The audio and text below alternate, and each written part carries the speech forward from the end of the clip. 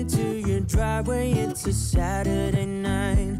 You look like $1,000,000 wearing that dress I like. You're smiling but there's something. Salut à tous. Bon, cette semaine je vais vous faire un petit tour de plaine. On a avancé pas mal d'autres choses. Je vous ai pas filmé les chantiers parce que pas le temps, pas l'envie de refilmer des choses que j'avais déjà filmées. Et puis pour éviter non plus des questions je dirais absurdes sur certains points où on va me demander encore des choses qu'on n'a pas suivies, il y a des prairies et tout.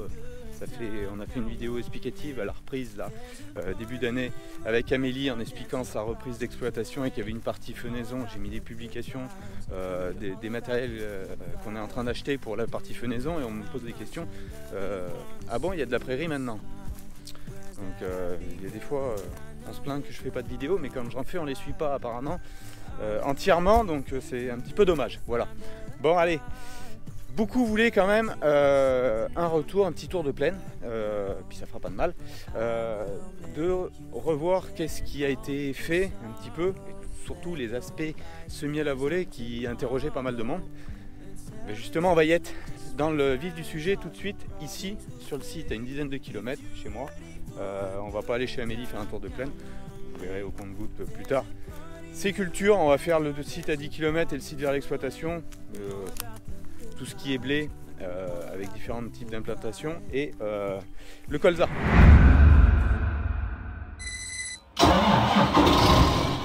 Alors là on est sur la parcelle de blé, donc c'est du blé améliorant ici, variété rebelle. Ça c'est une parcelle qui carne tout le temps, où j'avais toujours énormément de soucis, où là ce que je voulais c'est revenir un peu comme la parcelle qu'il y avait en semi-direct, même si elle est toujours plus ou moins, mais pas pour les puristes, on y reviendra juste après.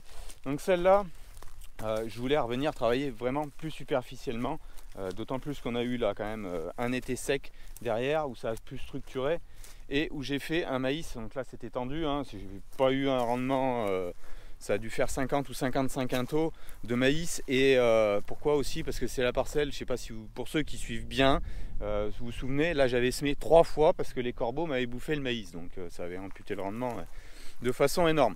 Mais le but c'était de faire un maïs pour nettoyer, parce que parcelle où j'avais des soucis de graminées vulpins essentiellement. Chose contrôlée cette année, et plutôt même bien contrôlée. Pourquoi? Bon, le maïs... un glyphosate qui avait été fait après la récolte, donc rebroyage du maïs, un glyphosate qui avait été fait, semis à la volée et recouvert avec le calidisc. Donc voilà un peu le blé. Cette année il est très régulier. C'est cette parcelle aussi, pour ceux qui suivent depuis encore plus longtemps, où j'avais fait l'apport de chaux, là où ça faisait un nuage de poussière pas possible et tout. C'était cette parcelle là où j'avais fait la chaux modulée. Donc toute la partie là-bas vers la haie, c'est beaucoup plus argileux, et quand on revient là, c'est beaucoup plus du grès et tout, plus léger, plus énormément de silex, hein, vous voyez, hein, il y en a beaucoup en surface et tout. Donc j'avais modulé la chaux, parce que l'acidité se retrouverait vraiment sur la butte là derrière, et pas à l'autre côté de la parcelle. Donc voilà un peu, ben, cette parcelle elle s'est bien retapée, là ça a quand même une tournure qui est plutôt pas mal. Donc j'ai pas des blés qui sont très en avance, étant donné que j'ai pas semé non plus très tôt. Ça s'est semé dernière semaine de octobre. Ils n'ont pas avancé énormément, on voit qu'ils sont en dressement, hein, fin talage. Ça s'est plutôt bien densifié. On voit les résidus, hein, ce que je vous dis, hein, le passage du calidisc il est vraiment léger, parce que vous voyez, ils tiennent encore. C'était vraiment la couverture du grain, parce qu'on voit encore les lignes de semis. Alors là, on ne voit pas les lignes de semis super bien marquées, parce que vous voyez ce que je vous disais, mais dans la partie qui avait été ressemée, on voit qu'il y a 2 lignes. Donc je les avais croisées un peu. Bon, c'était pas parfait, mais ça avait au moins sauvé les meubles. Et puis le but c'était d'avoir fait un maïs qui s'est récolté assez sec ici, très précoce, mais je savais que j'allais pas aller sur des gros potentiels. C'était vraiment voir sur la rotation pour faire un nettoyage. Et là, on est dans la zone où d'habitude il y a énormément de vulpins. Et là, je vais vous dire franchement, faut vraiment chercher pour en trouver un. C'est un petit peu plus compliqué, d'accord, de les trouver quand c'est pas semé en ligne, quand il y en a du blé partout à la volée justement. Mais là, ça a vraiment bien nettoyé par rapport à ce qu'il en était il y a 2 ans. Ouais, il y a 2 ans, c'était en blé, c'était vraiment infesté de vulpins et rien à y faire. Bon là, il y a eu aussi un désherbage d'automne qui a été fait et qui a bien marché avec des conditions, des humidités de sol qui étaient là. Donc ça a forcément très bien marché. Donc là, tous les blés, moi, ont eu les 2 apports. Aujourd'hui, ils sont à 90% de leur dose, 80-90% de leur dose totale d'azote à apporter. Le restant se fera si conditions vraiment propices de pousse. Autre point de cette parcelle, c'est la portance, qui est vraiment très limite ici. Là, vous voyez quand même les 710 sur les gros pneus sur l'automoteur, parce que ça apporte, hein. J'ai pas de traces. Hein. Donc vous voyez, ça a peut-être pitrouillé un peu, ça m'a fait mes passages, sauf que j'ai pas d'ornière et d'eau qui reste dedans. Donc d'un point de vue apport ici, comme c'est un blé améliorant, c'est tout de suite plus haut, besoin forfaitaire 3,8 ici sur cette variété, donc 3,8 kg par quintal de blé produit. Vous faites la multiplication fois le potentiel. Si je pars sur 65 ou 70 quintaux de potentiel, et je les ai maintenus du fait que j'avais désherbé, que la culture était propre. Donc il y a eu un apport de fait il y a maintenant un mois à peu près, là où on vous avait fait quelques images. Il avait plu en gros entre 12 et 18 mm selon les sites juste derrière. Un deuxième apport a été fait là il y a maintenant, ça fera 15 jours début de semaine là, donc dans 3 jours. Donc ça fait 12 jours à peu près qu'il a été fait. Et il y a eu 35 mm dessus. Là il nous annonce encore quelques petites pluies giboulées, donc qui explique la couleur. Tous les apports ici ont été faits azote et soufre. Donc là c'est des parcelles comme celle-là, c'est la parcelle type, même si aujourd'hui vous le voyez vraiment bien vert, où j'aimerais avoir du 1448 pour mettre un petit peu de phosphore dans ces parcelles-là en plus. Alors je les tourne beaucoup avec du fumier de poulet, d'ailleurs je suis en train de refaire un tas là pour rapporter encore du fumier de poulet qui nous emmène forcément azote, phosphore et un petit peu de potasse, même si la potasse c'est pas le facteur le plus limitant non plus ici. Bon, parcelle suivante, ça c'est un petit groupe là, c'est donc ce que je vous ai dit, hein, le site a une dizaine de kilomètres, où il y a un peu plus de 50 hectares ici, et là il y a une trentaine d'hectares assez groupés en 3 parcelles. Donc on était juste en haut là précédemment. Ça c'est la parcelle qui va au fond, qui est assez hétérogène, même type de terre un peu là, plus léger. Quand on est tout au fond là, c'est de l'alluvion, c'est bien meilleur. Donc là on est sur du blé dur, donc variété envergure, semé pareil à la volée. Par contre ce coup là c'est derrière un tournesol, donc ça a été rebroyé le tournesol et semé à la volée. Pareil, ça a été semé le même jour, hein. Tout a été fait là ici, tout ce que vous voyez ça a été fait le même jour, épandu le matin, couvert l'après-midi au calidisque. Enfin vraiment très peu de profondeur sur le passage des disques. Vous voyez, ça a fini aussi de couper un peu, de mâcher toutes les cannes du précédent. Et voilà un petit peu le blé dur. Alors ça fait toujours un petit peu plus moutonné le blé dur, ça n'a pas le même effet que sur un blé améliorant ou un blé tendre traditionnel. Autre point, tous ont été couverts et moi jusque là chez moi je ne vois pas nullement de dégâts de virose. Je me suis fait prendre les années passées. Depuis j'essaye de contrôler au mieux. Donc il y avait eu avant, donc là ça avait été désherbé, hein, les 3 parcelles, enfin tout le site ici là, tout ce qui est en blé ça avait été désherbé à l'automne, mais à 3 feuilles à peu près, et à 1-2 feuilles du blé j'avais fait un insecticide pour protéger, parce qu'on avait des vols de pucerons et cicadelles impressionnants. Donc le but c'était de nettoyer tout ça. Et je pense qu'aujourd'hui s'il y a des gars à venir, on verrait déjà les premiers marqueurs de plaies virosées, chétifs là, qui ont tendance un peu à pousser à l'envers, on va dire, à régresser et tout.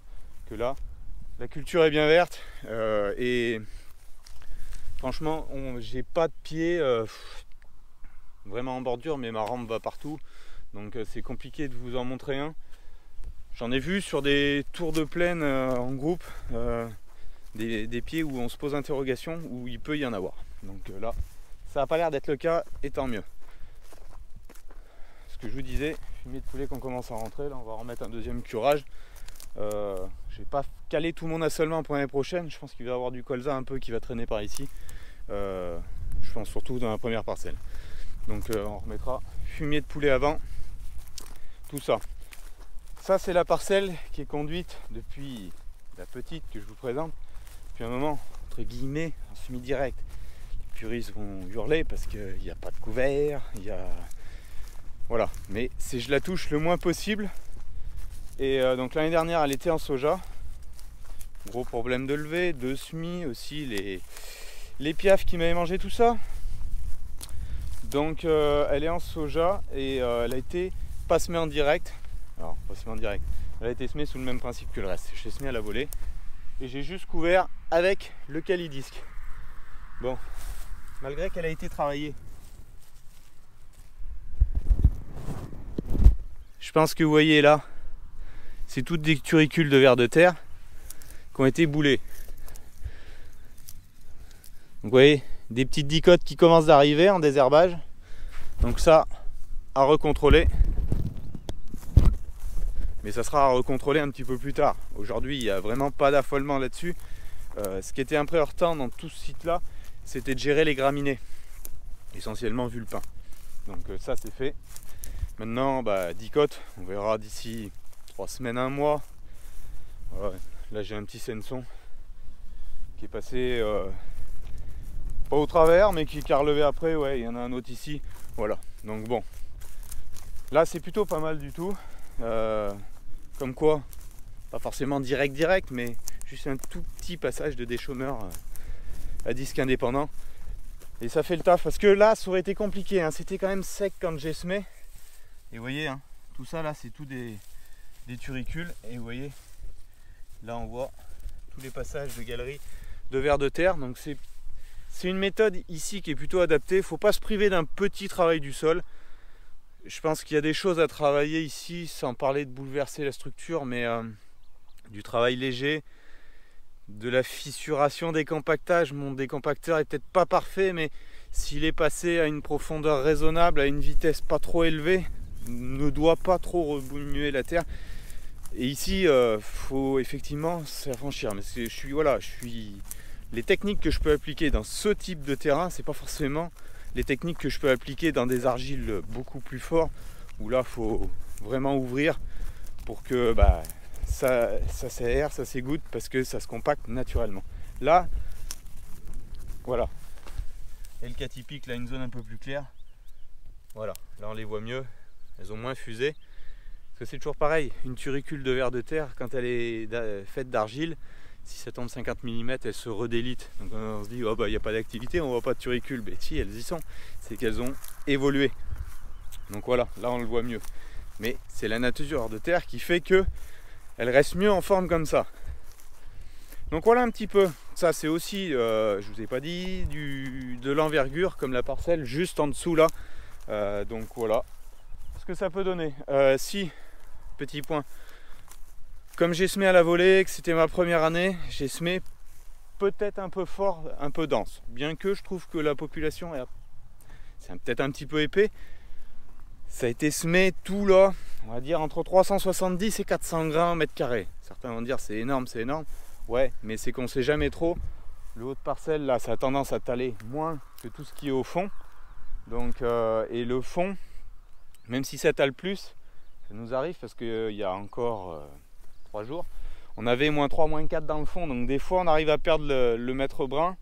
Et il faut se compenser sur l'étal. Donc si on ne sème pas assez épais, on a tendance à avoir une population un peu limitée. Mais là, bon, pour l'instant, ça se passe pas mal. Allez, on va retourner vers l'exploitation, voir un petit peu de colza, d'autres blés. On va passer sur un blé améliorant aussi, qui a été semé derrière du maïs et OSD au 750A.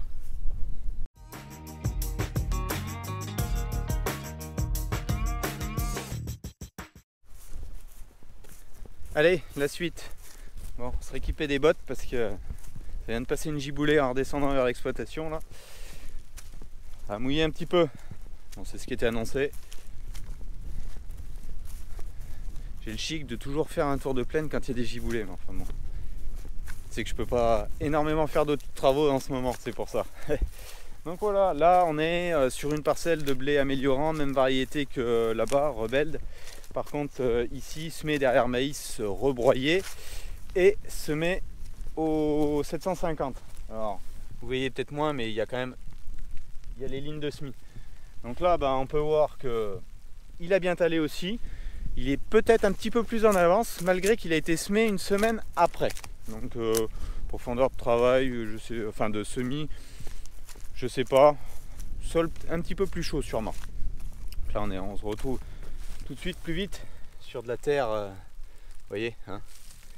C'est pas la même terre, il n'y a pas les mêmes cailloux, donc bon, pas forcément les mêmes méthodes de travail. Donc voilà un petit peu ce que ça donne.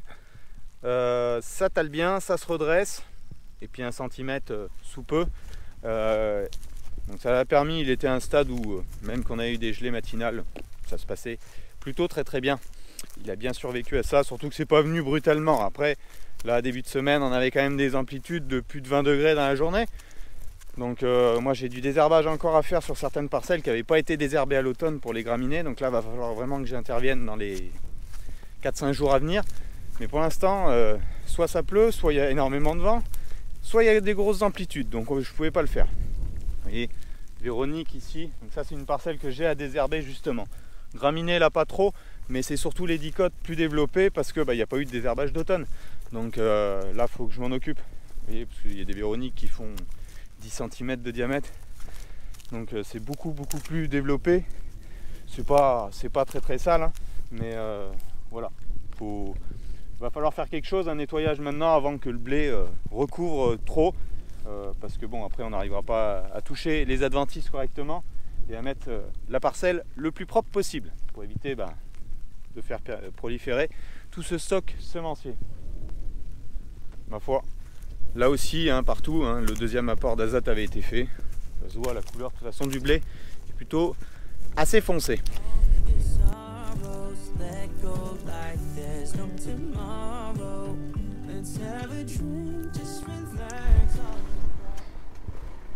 Allez, dans les fonds, enfin sur les hauts, les fonds c'est vraiment là pour moi, hein. Donc là, la parcelle qui est juste en dessous, c'est où j'avais filmé la préparation avec le RT, où Amélie était avec moi, donc c'était ici.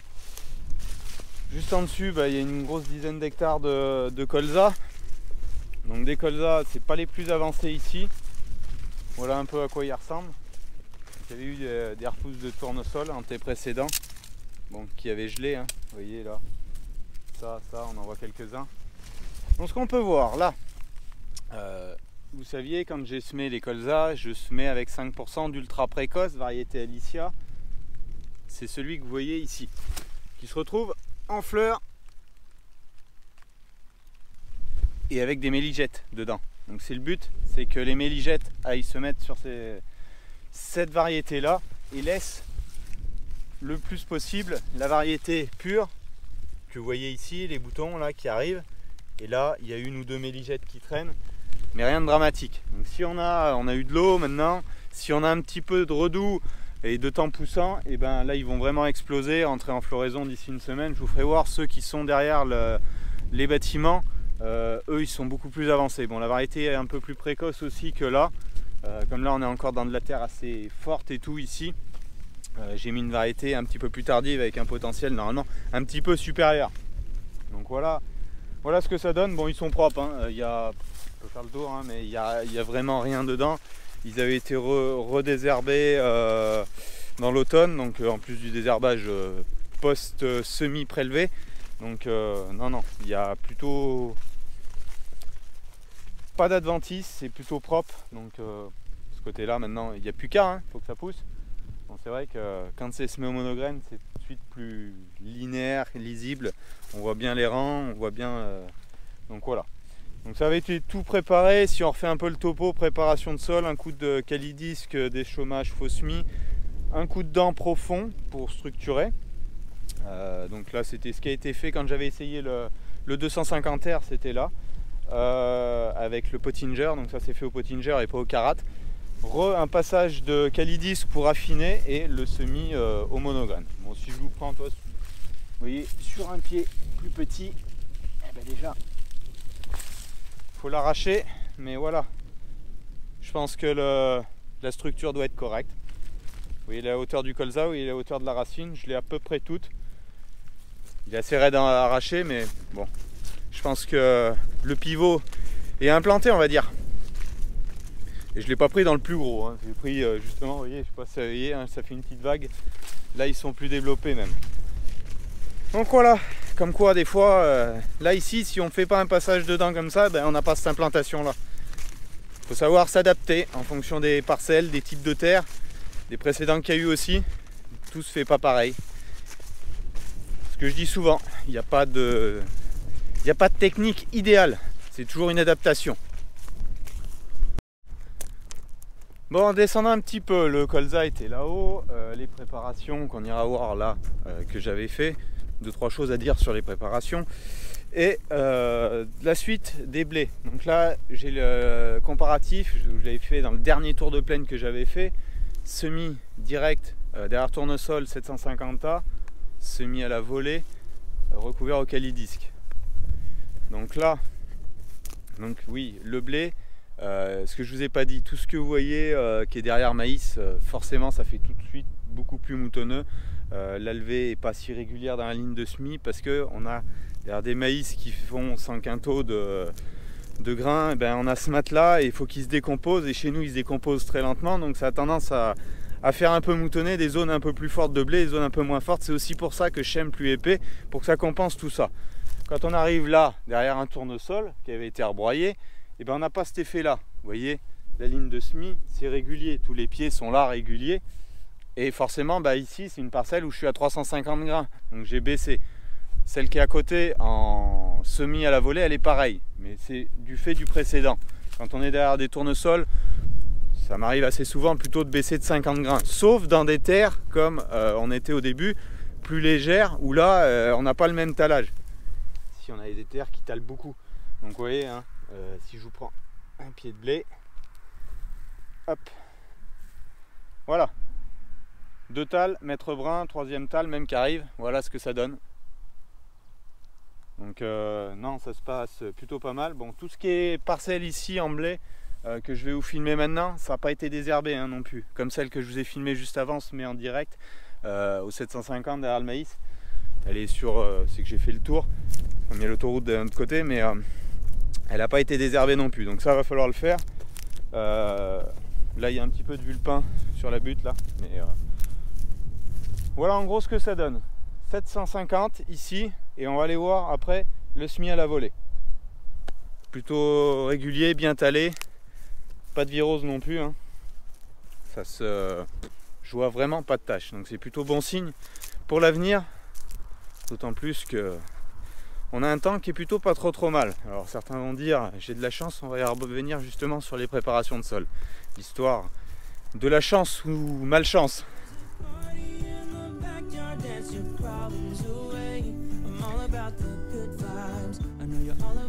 Donc voilà, j'ai juste traversé le ruisseau. J'ai volontairement, la parcelle est plus grande, hein, là-bas elle fait 16 hectares, celle-là elle fait que 3. Donc je suis pas allé dans le haut de la parcelle pour vous filmer dans des zones de terre comparables. Si vous regardez la terre ici, c'est la même que là-bas, sauf que là elle a été passée avec un petit coup de calidisque. Vous voyez, c'est plus souple, le SD c'est plus compact. Alors on peut se permettre de faire le blé en semi-direct du moment où on travaille, on a en rotation un travail du sol un peu plus profond, parce que là-bas ça pourrait être du colza l'année prochaine, normalement même ce serait sûrement du colza. Donc ça restructurera, parce que ça c'est des terres qui naturellement se compactent. Donc voilà, ben là on voit pas les lignes de semis forcément, hein, c'est semé à la volée. Voilà ce que je vous dis. Véronique, donc là il y a du désherbage à faire. Ils sont pas à un stade exubérant, mais ça serait temps de le faire. Voilà. Le stade du blé, hop, si on en arrache un, là. En termes de talage, hein, est plutôt assez similaire. Surtout que là, j'ai 2 pieds. Vous voyez la graine, juste ici. Donc il y a 3 tales aussi, entre 2 et 3 tales. Ça se passe plutôt pas mal. Alors là, cette parcelle là, comme elle avait été faite au calidis, malgré qu'il ait le rouleau, c'est de la terre qui souffle aussi en surface. Ça aurait pu nécessiter un passage de rouleau. J'étais dans les apports d'azote, je préférais faire ça. J'ai pas eu le temps. La semaine où ça aurait pu s'en faire, Antoine aurait pu en faire, mais il était à l'école, c'était pas la semaine où il était là. Donc bon, maintenant ils vont être trop développés, je ne vais pas le faire. c'est pas non plus ultra soufflé, hein. Le blé est implanté, vous avez vu, pour l'arracher, faut tirer quand même. Et là j'étais peut-être encore un petit peu trop profond sur le passage du Calidis pour couvrir. Mes champs sont à peu près plans. Maintenant que je travaille avec des pneus larges au maximum pour les passages de traitement et tout, j'ai pas d'orniérage, donc j'ai un travail qui se fait relativement plan, mais voilà. Bon là, vous voyez, le passage de pulvé il est là. Donc bah oui, on voit l'emplacement des crampons, mais sinon, vous voyez l'influence des grosses roues. Le blé, quand c'est pas des terres comme le premier site que je vous ai filmé, ben, le blé reste là. Dans un mois je vais monter les petits trous et on verra tout peine les passages de pulvé, quoi. D'où l'avantage du guidage. Donc voilà un peu. Bon là, oui, je vous ai pas dit, la parcelle en semi-direct de l'autre côté, c'est de l'Extase. Et ça, c'est mon mélange de blé. Parce que ça va me rester du mélange. Et quand j'étais en train de semer, justement, parce que je voulais tout faire en Extase, mais comme ça me restait dans les distributeurs du mélange, je l'ai passé sur mon mélange là pour finir l'épandeur, pour éviter de le vidanger. Et donc bon, c'est pas les mêmes variétés, mais c'est du blé tendre pareil. Même, même indice de précocité, donc il n'y a pas de changement majeur. Allez, je ressaute de l'autre côté dans la préparation. Pour vous faire voir 2-3 trucs, parce que là, tu prépares tôt, tu là, ça va dessécher, ça va, bon. Alors là, vous voyez, hein, c'est très souple, le sol, et ce que je voulais, et c'est là où j'en rebondis sur la chance, vous voyez, donc là j'ai une pellicule, malgré qu'on a eu 2-3 petites giboulées, là, bon, la terre colle pas trop, c'est dessous, là, vous voyez, ça, c'est frais, donc là, ça y est, on a eu 35 mm de plus sur la préparation de semis finie. Là c'est prêt à semer, je vais semer là-dessus, et mon horizon c'est rehumidifié. Et alors là, vous voyez, la terre est très très meuble, et là on retrouve des agrégats plus gros, donc tout se passe bien. Là maintenant il n'y a plus qu'à semer, donc là maintenant il n'y aura plus qu'à ce que dans 15 jours, 3 semaines, semis ici. Mais voilà, je veux bien, il y a des choses, le climat je le choisis pas, les prévisions météo disaient que on pouvait avoir de l'eau, je voulais préparer avant pour que ça se réhumidifie de façon homogène et tout. C'est pas forcément une histoire toujours de chance, il faut savoir aussi se créer sa chance. Donc là c'est prêt, maintenant plus qu'à attendre. Dans quelques jours je vais commencer à préparer l'ensemble de semis pour que quand on aura les conditions, je puisse commencer par semer. Bon, je vais commencer plutôt par le tournesol moi. Et après, donc ça c'est du maïs, on verra. Pour le maïs, toutes ces parcelles là, l'objectif c'est de les semer, comme je vous avais dit, double rang. Donc je vais semer 2 fois la parcelle, coup sur coup, hein, mais je vais semer 2 fois la parcelle pour avoir ce schéma. Une raie, 30 cm la deuxième raie, 50 d'inter-rang, une raie, 30 cm, 50, et voilà, etc. Donc là il faut que je me fasse un plan de semis parce qu'il y a de quoi se triturer la tête. Parce qu'il faut que je sème à 80 et en laissant 80 pour tout ce qui est passage de pulvé, et tout l'intérieur en double rang. Et comme ça je pourrais comparer sur mes passages de pulvé 6 rangs semés à 80, ligne pleine avec tous les grains, et les doubles rangs. Comme ça je pourrais vraiment les comparer.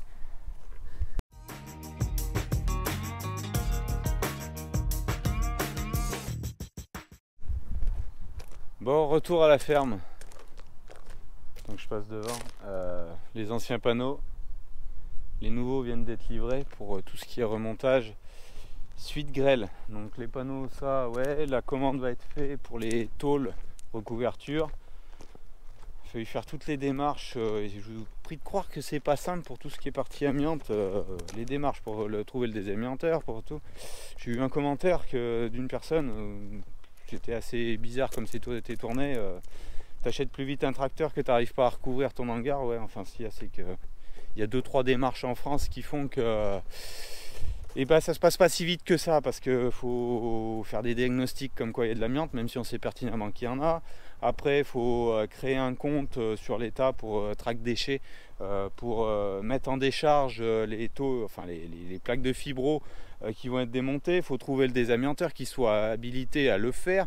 Il faut qu'une société vienne faire des tests pendant 24 heures pour voir l'atmosphère du bâtiment, s'il n'y a pas de poussière d'amiante. Alors que moi j'y travaille depuis que ça a grêlé dedans, mais pour les désamianteurs qui vont venir avec des masques et tout, il faut quand même faire ça.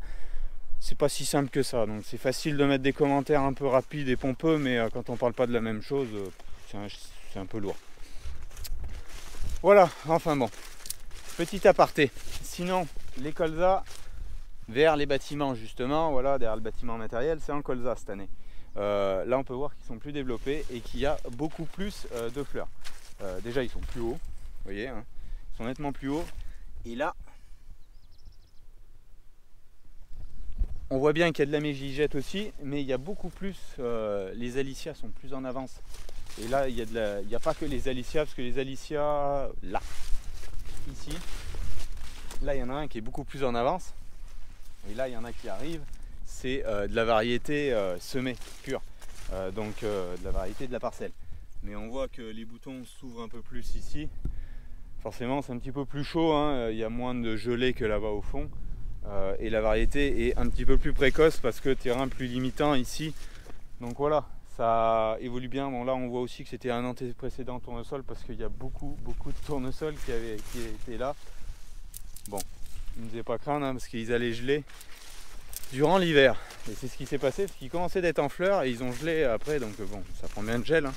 Mais c'est pour ça qu'on voit tous les ragots. Ça fait un peu moins joli, mais le but c'est que ça soit propre quand même dessous. Donc voilà un peu. Les blés, il y en a beaucoup d'autres parcelles, mais je vais pas tout vous filmer. Si, il y en a une petite là qu'on peut s'amuser à regarder.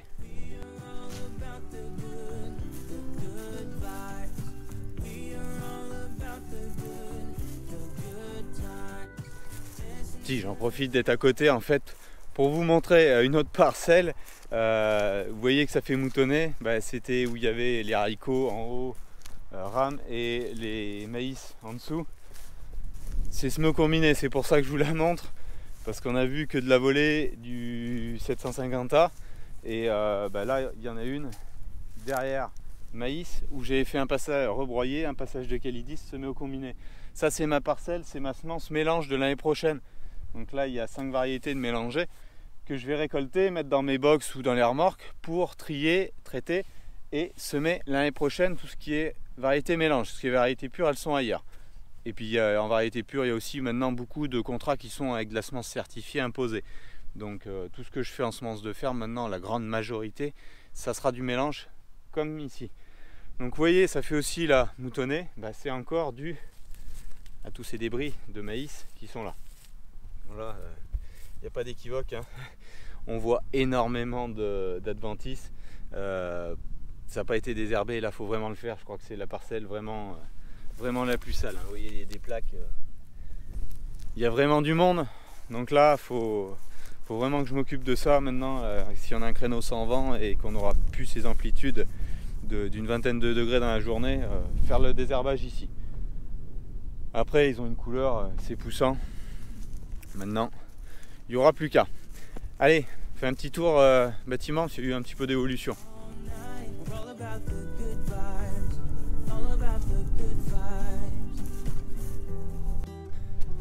Bon, bâtiment, atelier. Vous avez filmé que j'avais fait les entrées, stabiliser les entrées. Alors, j'ai pas fait exprès. Je sais pas si vous vous rendez compte. Donc, on a posé le caniveau. Il sera coulé dans la dalle, je vous expliquerai après, mais en fait là ça me paraissait que j'avais chargé un peu fort, j'avais pas pris les niveaux, et finalement non, je vais être bien en hauteur par rapport à l'entrée de la dalle finie. La dalle finie, elle se retrouve à tout petit peu plus haute dans l'atelier que la hauteur du caniveau là. On va profiter aussi de passer le tuyau des futures pluviales qui reste à tirer de là-bas, avec là, ici il y aura un gros regard pour emmener les pluviales sur le bâtiment suivant. Donc à l'intérieur, j'ai mon entreprise et la carrière où je prends le caillou qui sont venus me faire tout le remblai de l'atelier. Donc vous voyez, ça change quand même pas mal. Maintenant on se rend peut-être mieux compte de la surface quand c'est fait tout linéaire propre. Donc ça a tout été remblayé en 31,5. On a tiré aussi tout ce qui est réseau à l'intérieur. Donc là, vous voyez les futures 2 bouches à l'intérieur pour tout ce qui est nettoyage, si je veux faire du nettoyage, qui se réévacue à l'extérieur du bâtiment. Donc là, ça a été fait. La dalle, ce qu'il y a, c'est qu'elle va faire donc 2 mètres tout le tour de la partie atelier, vraiment de niveau. Et à partir des 2 mètres jusqu'au caniveau, là, on a mis 5 cm de pente de chaque côté, donc ça fait déjà une belle pente où ça va descendre. Donc, ici, on a remis aussi le caniveau de l'entrée de la porte sud. Là, petite dénivellation, parce que toute la partie bureau se retrouve avec 12 cm de dalle. Enfin, bureau sanitaire et tout, c'est 12 cm de dalle. Et la partie ici de tout l'atelier, où il y a entre 18 et 20 cm d'épais. Donc les réseaux, vous voyez, là-bas il y a des regards, il y a des rehausses qui me restent à monter. Donc ça part de là-bas, toute l'entrée, ça vient ici, c'est redispatché. Après il y a encore des sorties ici, haut, là, donc la partie cuisine. Et la partie sanitaire ici, WC, douche, évier. Donc vous voyez un petit peu mieux comment ça va être. Donc oui, parce que là il y a douche, les WC, l'évier qui sera là-bas. On voit un peu mieux comment ça s'est dispatché. Ça me reste un réseau à rentrer dedans. Enfin bon, rien de catastrophique, tout peut se remonter là maintenant encore. Donc ça a été fait, retassé, on voit bien les passages des cylindres. Donc le but là, dans 15 jours à peu près maxi, j'espère, la dalle devrait se couler ici. Ce qui restera à faire, donc vous voyez, on a mis les caniveaux parce que ce que je veux, c'est qu'en fait, il coule la dalle sur le caniveau et on va couler un tout petit peu aussi derrière le caniveau, comme ça ils seront scellés, tout solidaire avec la dalle. Donc voilà un peu ce qui a été avancé cette semaine. Donc bon, moi j'étais là pour tirer les réseaux, après pour remblayer purement et tout, ils l'ont fait eux avec une mini pelle et une pelle un petit peu plus grosse. Moi j'ai poussé aussi au télescope pour niveler sommairement. Mais après ils ont tout repris à la ficelle, au cordeau et avec le laser pour avoir toutes les pentes. Donc là maintenant on voit que c'est bien plus linéaire, bien plus lisse. Donc ça fait une belle hauteur de remblayé, mais maintenant on se rend mieux compte de la surface du bâtiment et ce que ça pourra donner une fois fini. Là vous voyez donc les 2 regards que je vous disais, l'arrivée eau, l'arrivée électricité. Donc l'eau qui sera l'eau de la station pour tout ce qui est vraiment purement atelier. Si je veux faire du lavage de pièces, de choses comme ça dans l'atelier, ça sera l'eau qui est à la station d'irrigation. Par contre la partie là-bas, je vais mettre, beaucoup me disent mais pourquoi tu gardes pas? Si, je vais garder une partie d'eau de pluie, des gouttières, pour la partie sanitaire. Donc ça je vais le faire, oui. Mais le reste, le gros, je ne peux pas récupérer tout, la cuve n'est pas assez grosse, c'est compliqué quoi. Donc voilà un peu, après il y aura à rebrancher forcément toutes les pluviales, etc. Et faire tout ce qui est là-bas. Mais bon, ce qu'on a voulu, c'est vraiment avancer pour qu'ils viennent couler la dalle, que entre le moment de préparer là, couler la dalle et le temps de sèche, ça fait 1 mois où c'est pas utilisable. Mais bon, comme ça au moins, si ça se coule dans 15 jours, ça veut dire qu'à partir de avant fin avril, normalement, je vais pouvoir rentrer dans le bâtiment pour travailler sur poser des réseaux électriques, des choses comme ça, avec la nacelle, ça pourra se faire, quoi. Donc voilà un peu.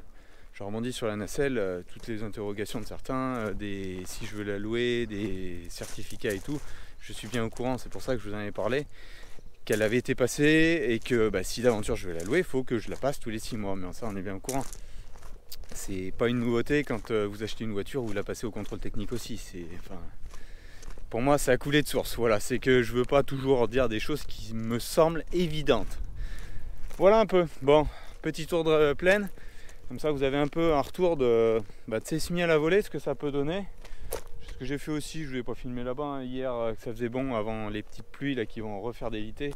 J'ai repassé un coup de combiné de semis, de rotative, sur toutes les tranchées, réseau et l'emplacement du tas de gravats. Comme ça, au moins, c'est un petit peu plus clean. Voilà.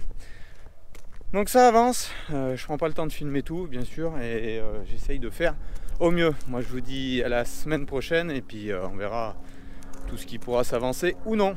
Déjà, il y aura de la préparation sur le 6R, sûrement pour les semis, le recrocheter, la trémie frontale. Allez, bonne semaine à vous tous, et puis à dimanche prochain. Ciao, bye bye.